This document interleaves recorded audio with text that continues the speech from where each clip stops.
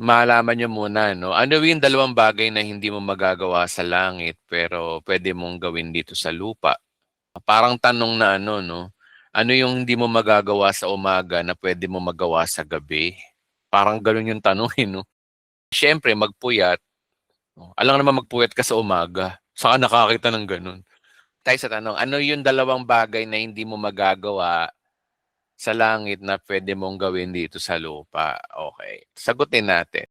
Sa langit puwede kang manalangin, puwede kang kumanta, mag-worship, makipag-fellowship, patuloy pa rin ang pagbabago ng ugali mo. Totoo 'yan guys, sa eternity yung pagbabago ng ugali patuloy pa rin 'yan, from glory to glory. Nakamatayan mong pangit ang ugali mo, eh, pagpapatuloy mo sa langit 'yan, babaguhin ka ng Diyos, hindi ka makakaligtas sa Diyos, babaguhin at babaguhin ka pa rin. Yung paglilingkod sa Diyos sa langit, oh, magagawa mo rin yung mag-ano, puwede ka rin matulog sa langit, kumain sa langit, mag-relax sa langit, mag-Mobile Legends sa langit kung gusto mo manood ng Netflix, bahala ka, magagawa mo pa rin sa langit 'yun. O tama yung sinabi ni Edita Quezon, shoutout 'no. Ang hindi mo na magagawa sa langit ay magkasala. Totoo 'yun, pero meron pang isa bukod sa pagkakasala, sagutin na natin. Sagot, tama yung isa, kasalanan at pangalawa, mag-evangelize. 'Yun ang hindi mo magagawa sa langit na. Tapos na yung mission, eh. Amen po ba? Palakpakan nga muna natin si Lord. Si Lord palakpakan. Hindi mo magagawa sa langit yung mag-evangelize. Yung limang purpose ng buhay natin, tingnan niyo, yung, 4 na purpose na ito, worship, fellowship, discipleship, ministry, magagawa mo pa sa langit 'yan. Pero yung mission, itong mission na 'to, ito ang hindi mo na magagawa. Dito lang 'to sa earth, itong mission, okey? Kaya napaka-urgent talaga ng mission na ito. Sobrang urgent, okey? Ang iyong ministry ay serbisyo mo sa mga believers, okey?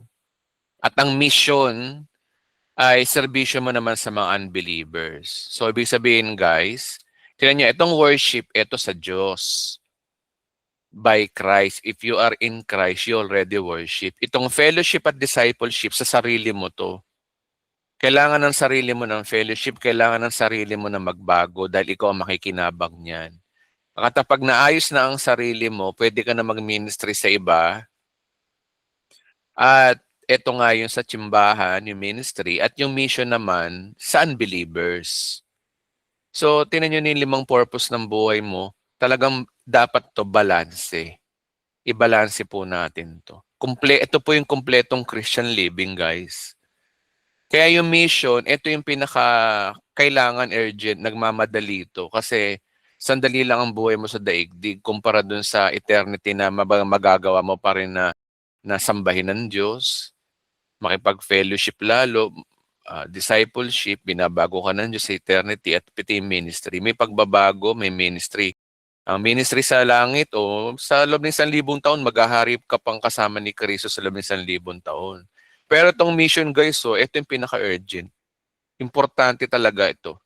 Kasi ang mission, ito yung magdadala sa worship, fellowship, discipleship, ministry, nasa mission. Ito na yung finished product mo bilang ikaw. Finished product ka na, pwede ka na mangaral. Pwede mo na ibahagi si Kristo sa iba. Parang gano'n. Hindi naman gano'n, gano'n ang logic lang talaga. Hindi naman parang gano'n. Gano'n talaga ang logic. Okay? Okay, pagpatuloy natin.